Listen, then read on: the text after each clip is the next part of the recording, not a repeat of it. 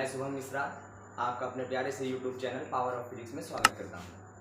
हम सभी ने electromagnetic induction lecture number 1, lecture number 2, lecture number 3, 4 and 5 को पूरी तरीके से थ्योरी पार्ट कंप्लीट कर लिया है।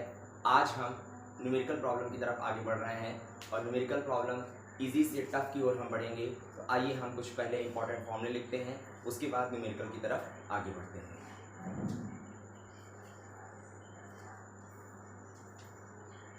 इंपॉर्टेंट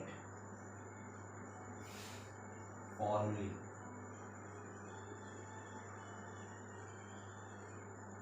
चलिए इंपॉर्टेंट फॉर्मूले देखते हैं। पहला फॉर्मूला क्या था हमारा बच्चों? पहला फॉर्मूला था induced EMF is equal to minus D phi upon D T.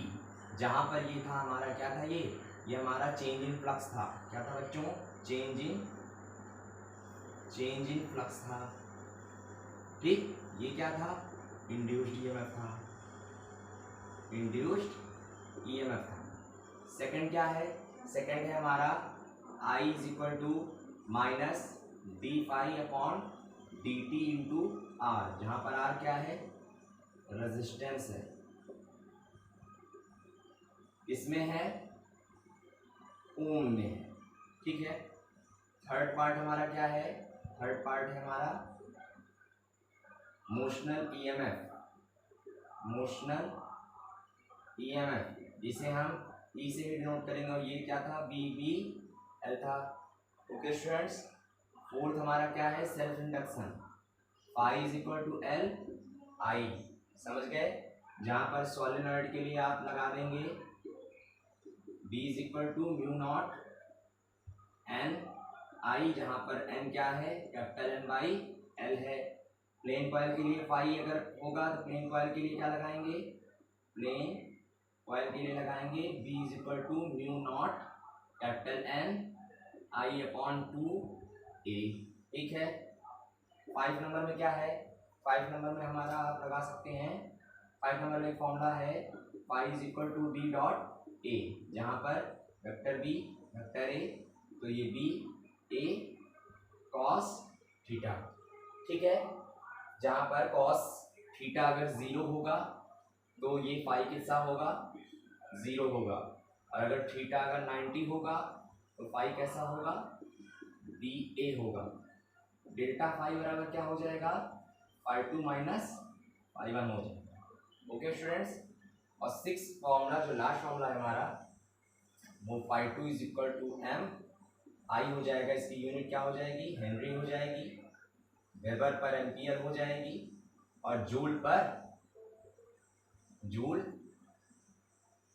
Second पर एम्पियर हो जाएगी।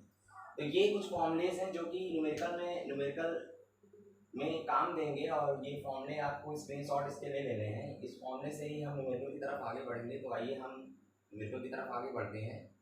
आज हम कुछ इजी न्यूमेरिकल की बात करेंगे, और उसके बाद फिर हम कुछ टफ न्यूमेरिकल की बात करेंगे, और कुछ एससीबी प्रॉब्लम भी लेंगे, और उसके बाद इस चैप्टर को पूरी तरीके से फिनिश करेंगे। कुछ न्यूमेरिकल्स जो हम लेंगे उसी बेस पे आपको अपनी बुक्स, टेक्स्ट बुक से आपको अपने न्यूमेरिकल लगाने हैं, और रेगुलर आपको उस न्यूमेरिकल को प्रैक्टिस करना है। और बच्चों, ईमानदारी से अगर आप न्यूमेरिकल लगाएंगे तो आपको थ्योरी पार्ट और अच्छे से मिलेगा। तो आइए हम लोग फर्स्ट प्रॉब्लम लेते हैं। फर्स्ट प्रॉब्लम आपकी स्क्रीन पे मेंशन हो रहा होगा, और जो प्रॉब्लम मैं दूंगा उस प्रॉब्लम को आपकी स्क्रीन पे मेंशन कर दूंगा। वो आपकी स्क्रीन पे जरूर मेंशन होगा, उसको देखिए, उस प्रॉब्लम को अपने से पहले सॉल्व करिए, और फिर मैं यहाँ पे सॉल्व करूँगा। पहला प्रॉब्लम हम लेते हैं। चलिए प्रॉब्लम्स में लेते हैं, आपकी स्क्रीन पे जरूर वो प्रॉब्लम मेंशन होगा। Electromagnetic induction problem number 1।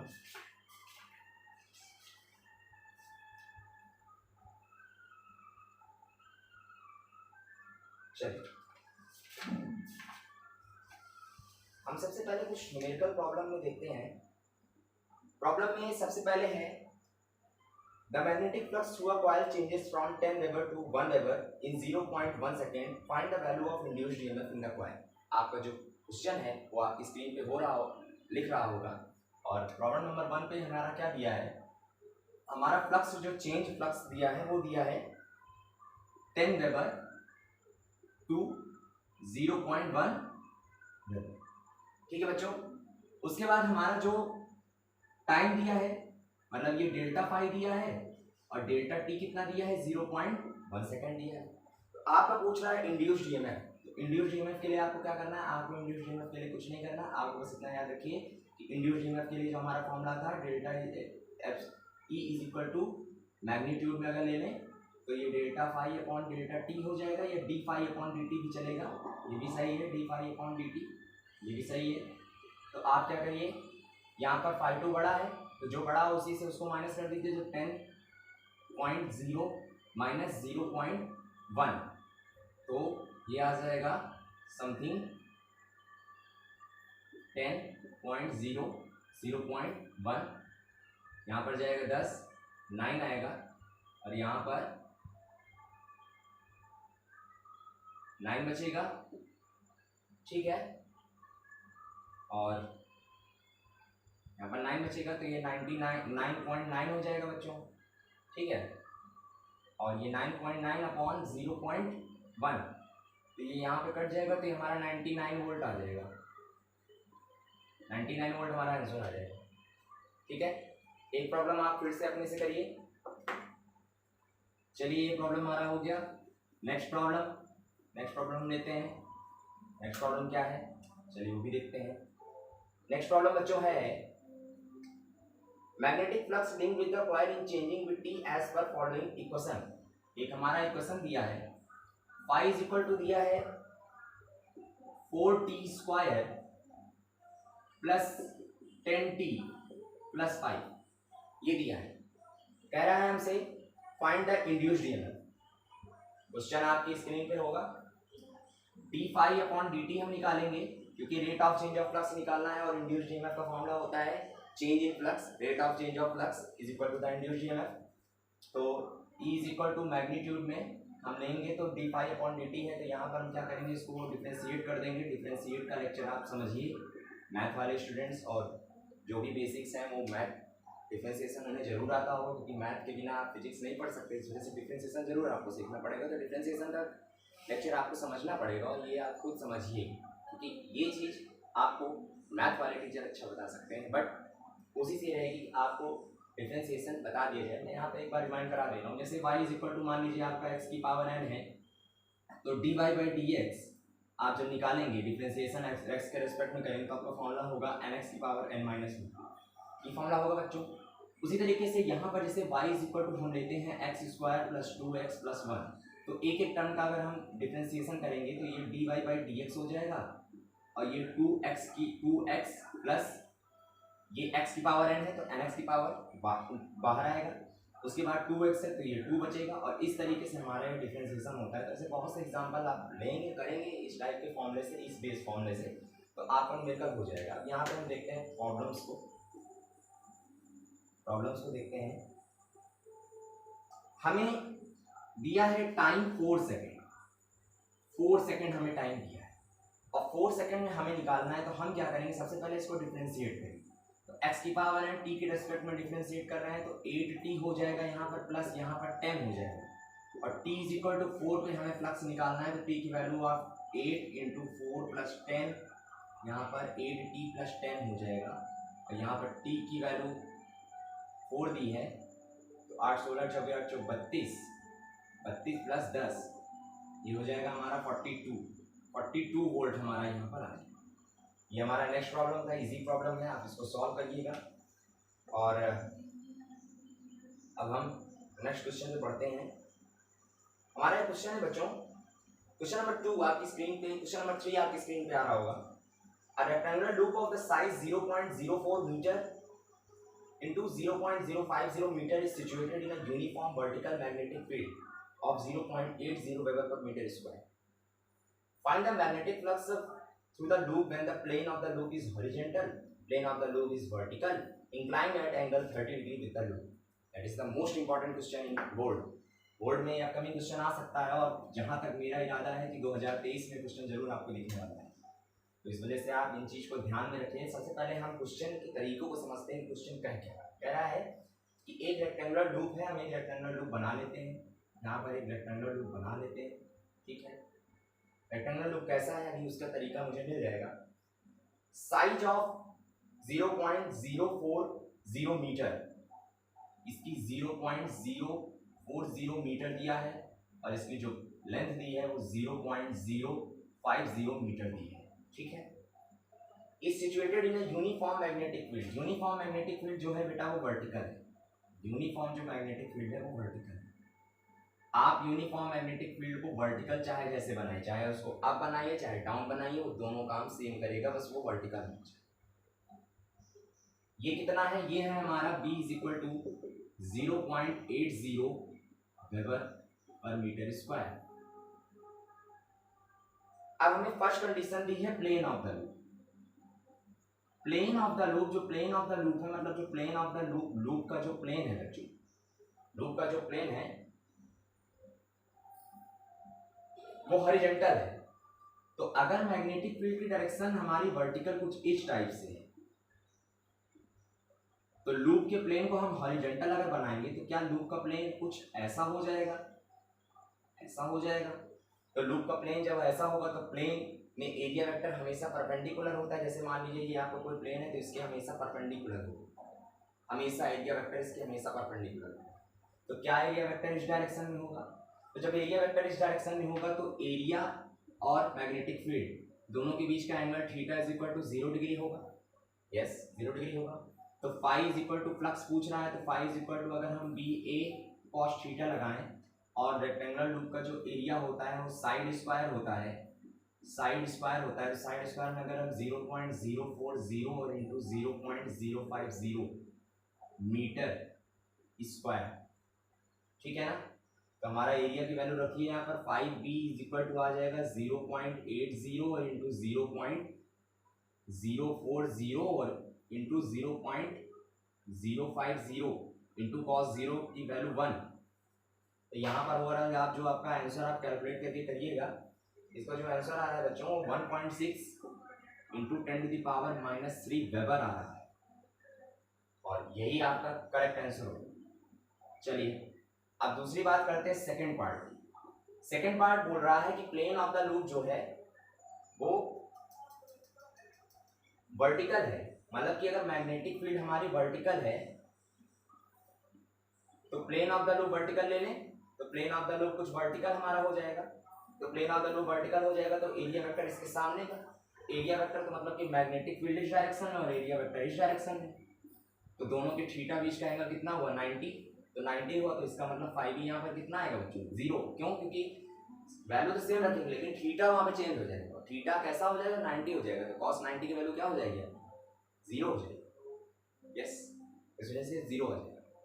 अब इस प्रॉब्लम को मिटा कर इसके थर्ड कंडीशन को देखते हैं, that is the most important condition. और इस कंडीशन को हम देखते हैं क्या है। कह रहा है कि हमारा जो थर्ड इक्वेशन है, थर्ड में प्लेन ऑफ द लूप जो है वो 30 डिग्री पे इंक्लाइंड है। यस 30 डिग्री पे इंक्लाइंड है। 30 डिग्री कुछ ऐसा होगा, अगर ये इसका एक्सिस बनाए तो 30 डिग्री कुछ ऐसा होगा। 30 डिग्री ऐसा होगा तो क्या आपका ये जो एरिया वेक्टर वो ऐसे कुछ परपेंडिकुलर कुछ ऐसा जाएगा, ऐसा कुछ परपेंडिकुलर जाएगा, ऐसा जाएगा। ये आपका मैग्नेटिक फील्ड है, मतलब ये मैग्नेटिक फील्ड है और ये एरिया वेक्टर है, परपेंडिकुलर है इसके 30 डिग्री। तो ये 90 माइनस मतलब ये 60, तो ये 60 है तो आपका थीटा कितना आ जाएगा 60 आ जाएगा। जब आपका थीटा 60 आ जाएगा तो ये समथिंग हमारा 5e जो आ रहा है वो 0.80 और into 0.040 into 0.050 into cos 60 degree की वैल्यू आपकी हो जाएगी 1/2। और ये समथिंग आपका जो आंसर दे रहा है वो दे रहा है हमारा कि 1.6 समथिंग, उसी की वैल्यू आ रही है। तो 1.6 इंटू 10⁻³ और इंटू 1/2, तो ये आपकी जो वैल्यू देगा वो 0.8 इंटू 10⁻³ वेबर आ जाएगा। ये आपका थर्ड कंडीशन का फॉर्मूला है। आपको यहाँ पर बस इतनी बात याद रखनी है कि आपका जो प्लेन ऑफ द लूप है, क्या है प्लेन ऑफ द लूप, ये plane of the loop magnetic field के किस एंगल पर है, मतलब कि plane of the loop inclined है या plane of the loop normal है या plane of the loop horizontal है, उसी से आप एरिया वेक्टर और मैग्नेटिक फील्ड डायरेक्शन फाइंड करोगे। प्लेन ऑफ द लूप का मतलब ये बिल्कुल नहीं है कि आप एरिया वेक्टर फाइंड, या एरिया वेक्टर है उसको एरिया वेक्टर दे दो। जैसे आपका कह रहा है कि plane of the loop normal to the field, तो आप एरिया वेक्टर और बी की वैल्यू सीधे थीटा इज इक्वल टू 90 मत मानिएगा। प्लेन ऑफ द लूप को पहले फिगर के हिसाब से सेट करिएगा और उसके बाद इस न्यूमेरिकल को करिएगा। ये प्रॉब्लम अच्छा है और ये प्रॉब्लम आप इसको करिएगा। अब हम नेक्स्ट प्रॉब्लम पे आते हैं।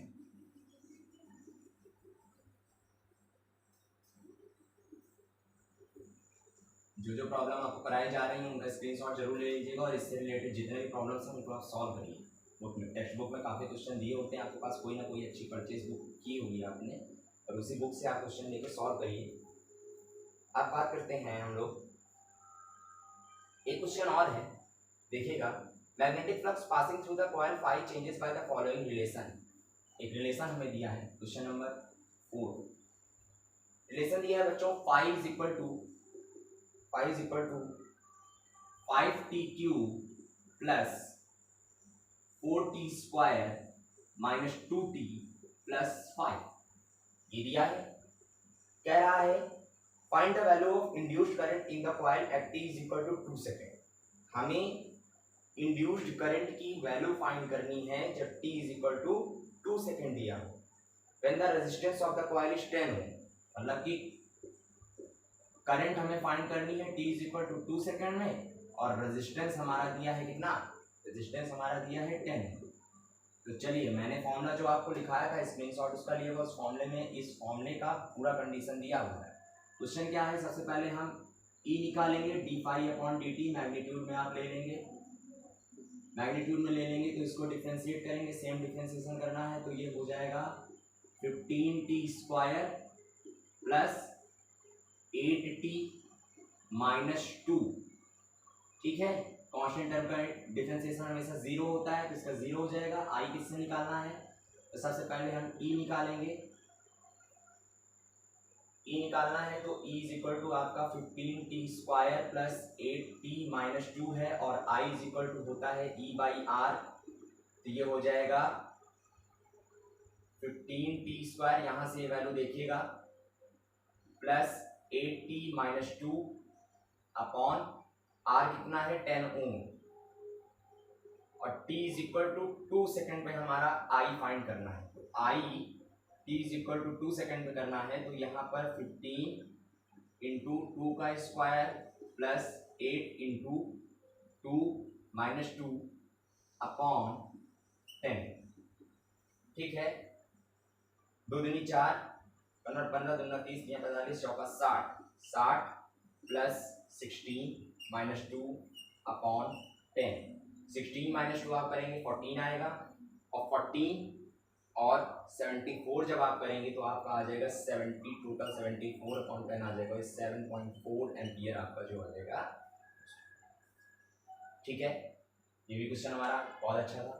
देख रहे हैं आप, जो क्वेश्चन मैं ले रहा हूँ सारे क्वेश्चन का जो लेवल है वो अलग अलग जा रहा है बच्चों, और इस क्वेश्चन का जो लेवल आप देख रहे होंगे अलग अलग जा रहा है। इस क्वेश्चन से ही हमें समझ में आ जाएगा कि ये पूरा का पूरा क्वेश्चन हमारा बहुत अच्छा क्वेश्चन ले रहे हैं हम, और आज हम एक ही फॉर्मूले से कई रिलेटेड फॉर्मूले ले रहे हैं। तो आप क्या करिएगा, आप I is equal to epsilon upon R और phi is equal to BA और E is equal to d∅/dt, इन चीज़ों को आप इनके फॉर्मूले के बेस न्यूमेरिकल करिएगा। एक दो न्यूमेरिकल भी हम और लेते हैं, उसके बाद इस वीडियो को एंडिंग करते हैं। ये जितने भी न्यूमेरिकल मैंने अभी लिए हैं आपके ये बोर्ड में आए हुए न्यूमेरिकल्स हैं, और हम कुछ न्यूमेरिकल्स और लेते हैं जो कि बड़े मोस्ट इंपॉर्टेंट न्यूमेरिकल हैं। और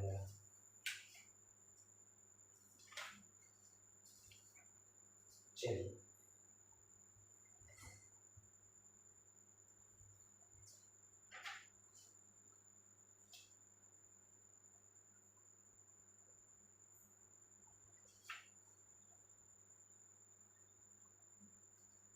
एक न्यूमेरिकल है, टर्न वाला लेते हैं, स्क्रीन पे आपके मेंशन होगा।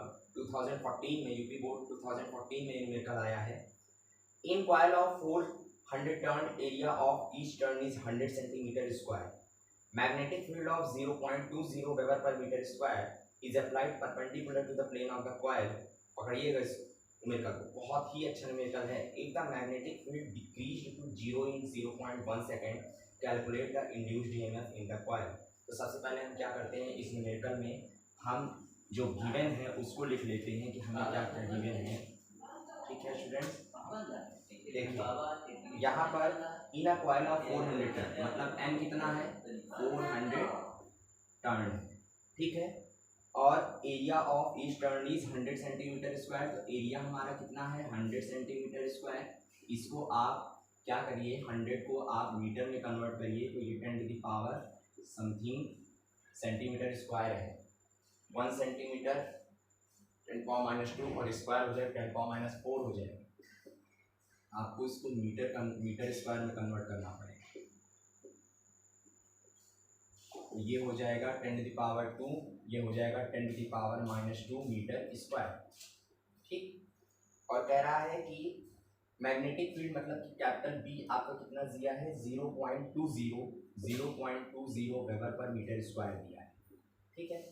कह रहा है कि if the magnetic field is applied perpendicular to the plane of the coil, plane of the coil के परपेंडिकुलर है। अगर मैग्नेटिक फील्ड की डायरेक्शन मान लीजिए आपकी ये है, मैग्नेटिक फील्ड की डायरेक्शन मान लीजिए आपकी ये है, तो प्लेन ऑफ द कॉइल इसके परपेंडिकुलर है, मतलब कि प्लेन ऑफ द कॉइल इसके वर्टिकल होगा, और प्लेन ऑफ द कॉइल अगर इसके वर्टिकल होगा तो एरिया वेक्टर इसके डायरेक्शन में होगा, इसका मतलब मैग्नेटिक फील्ड की डायरेक्शन और एरिया वेक्टर की डायरेक्शन क्या है पैरेलल है। और अगर ये डायरेक्शन पैरेलल है तो थीटा कैसा होगा आपका 0 होगा। तो सबसे पहले तो यहाँ से फ्लक्स निकालते हैं, तो पाई बी इज इक्वल टू हो जाएगा एन बी ए कॉस 0 एन क्यों होगा क्योंकि एक टर्न का बी ए कॉस थीटा होता है, तो नंबर ऑफ टर्न अगर एन है हमारे तो एन का कितना हो जाएगा एन बी ए कॉस थीटा, और थीटा की वैल्यू 0 है, तो यहाँ पर एन बी ए आ जाएगा, वैल्यू रख दीजिए 400 into 10 to the power -2 into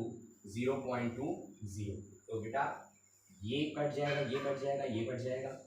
0.20 को हम लिख सकते हैं 2.0 इंटू 10 टू पावर -2, और ये 8.0 इंटू 10 टू पावर -2 आपका आ जाएगा वेबर, ये आपका 5B आ जाएगा, 5B आपका कह रहा है। नेक्स्ट कह रहा है if the magnetic field is decrease to 0 in 0.1 second, मतलब 0.1 सेकेंड में यहाँ पर जो मैग्नेटिक फील्ड प्रोड्यूस हुई है ये मैग्नेटिक फील्ड डिक्रीज हुई है, टाइम किसमें 0.1 सेकेंड। जब 0.1 सेकेंड में डिक्रीज हुई है तो कह रहा है then find the value of induced current.